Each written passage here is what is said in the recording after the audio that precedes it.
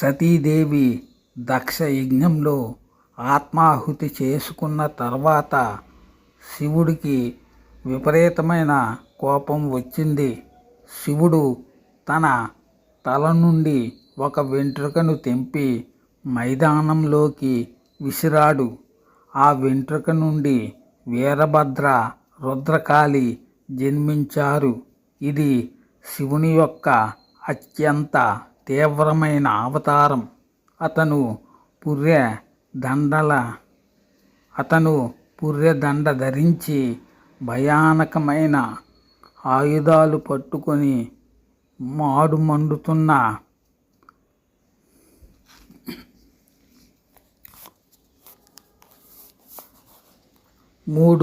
మండుతున్న కళ్ళతో ఒక చీకటి దేవుడిలా కనిపిస్తాడు. శివుని యొక్క ఈ అవతారంలోనే యజ్ఞం నాశనం చేసి దక్షుని తలను నరికివేయబడింది. ఈ అవతారంలోనే యజ్ఞం నాశనం చేసి దక్షుని తల నరికివేయబడింది. అతనే వీరభద్రస్వామి.